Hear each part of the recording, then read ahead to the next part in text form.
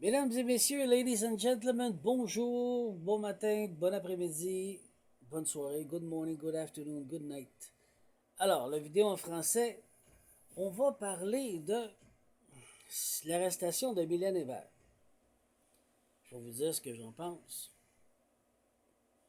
ce que j'ai trouvé, ce que j'ai analysé, ce que je connais, ce que je sais. Maintenant, suis-je un avocat? Non, je ne donne aucun conseil d'ordre juridique à personne, ni à quoi que ce soit. Est-ce que je fais partie du barreau au Québec? Absolument pas, ça ne m'intéresse pas. Suis-je un juge? Non, je suis un juge céleste, c'est pas la même affaire. Je travaille pour le, créateur céleste qui m'amène à juger dans des dossiers très complexes pour éclairer mes frères et sœurs dans l'humanité pour qu'ils puissent comprendre ce qui se passe. On va parler du cas de Mylène Hébert, vous allez comprendre. Pour donner le meilleur exemple, prenons Salomon quand il doit juger, ben c'est la même affaire. OK? Bon. Ça, c'est le degré d'ordre spirituel où est-ce que je suis rendu. OK? Ensuite de ça, suis-je un médecin? Non. Je donne aucun conseil en médecine, aucun diagnostic médical, faites attention. Sauf que je vais donner des diagnostics spirituels. Et là, j'insiste.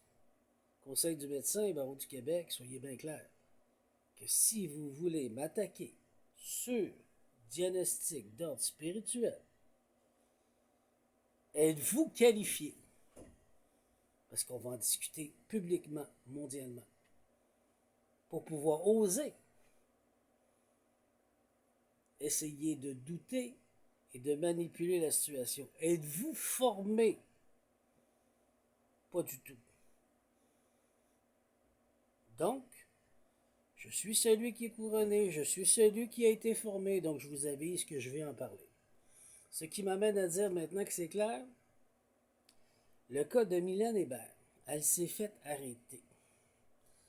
Son dossier juridique, je ne le connais pas.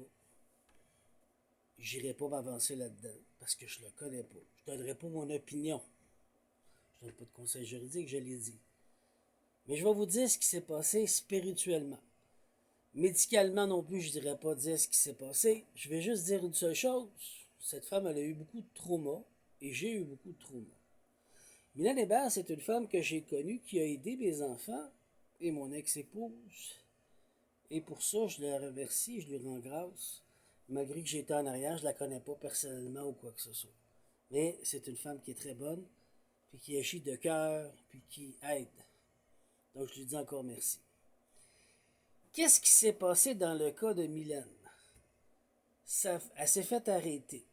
Ça fait 7 mois à 8 mois qu'elle est très intensive dans sa vérité, sa foi spirituelle, ses croyances, qui est un droit humain fondamental, mesdames et messieurs. Faites attention pour être poursuivi si vous voulez bafouer. Elle a le droit à ses croyances, vous n'avez pas le droit de dire qu'elle est folle. Une coucou parce qu'elle croit. Attention, lisez les lois. OK? Moi, je me gêne plus dans mon dossier personnel qui est en haut. Il y a beaucoup de monde que je vais amener à la justice avec le plein de la loi, de A à Z, le livre complet. Parce que vous ne respectez pas les droits humains. Donc, c'est une femme qui est de foi très forte. C'est une guerrière parce qu'elle se bat pour sa cause. Puis elle n'a pas peur. Qu'est-ce que Mylène nous a dit? Elle nous a dit qu'elle était prête à aller en prison. Elle nous a dit que sa cause était véridique pour elle. Bon, la justice a fait quelque chose qui a fait qu'il l'a arrêté. Je ne m'avance pas là-dedans. Maintenant, ce que je vais dire comme diagnostic spirituel, écoutez bien là. Ce qu'elle a vécu, c'est une montée fulgurante de sa Kundalini. Qu'est-ce que c'est? C'est quoi? C'est l'échelle qui monte en feu vers les cieux. La traduction sumérienne, c'est ça. C'est quoi? C'est les deux nerfs principaux dans ta moelle épinière Pingalingal, qui remonte. Un qui est eau, l'autre qui est feu.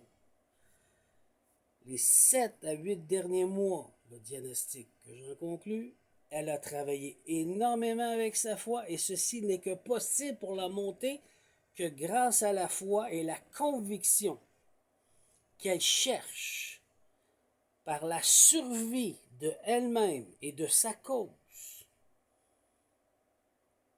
Elle cherche à l'intérieur d'elle vérité et à travers son temps, sa croyance, sa maison, sa fonction, ce qu'elle est, elle a poussé sa Kundalini à chercher vérité, qui va l'amener vers un autre état d'esprit, qui va l'amener plus grande que qu'est-ce qu'elle est présentement. Alors pourquoi j'arrive à un diagnostic d'une montée d'une Kundalini, c'est que les 7 à 8 mois, elle a travaillé fortement avec sa foi, le nerf du feu, le nerf de l'eau a remonté. Le feu est allé chercher l'eau pour remonter jusqu'en haut. Et là, quand les deux nerfs se touchent électromagnétiquement parlant, c'est la première fois. Le seul moyen pour calmer le tout, c'est l'air, l'élément de l'air, ce qu'on appelle la porte de Da'at. Ça m'est arrivé en 2005. D-A-A-T-H. Ceci va apporter temporairement des illusions et une certaine détérioration dans ta vie temporaire pour te permettre de changer ce que tu es physiquement, spirituellement, ton âme, ton esprit, ton mental. Tu connais les 3 vases qu'on dit là? The mind, the soul and the spirit, l'esprit, le mental, l'âme, le corps physique. Ce qu'on appelle là, la Trinité, ben, c'est ça qui se passe.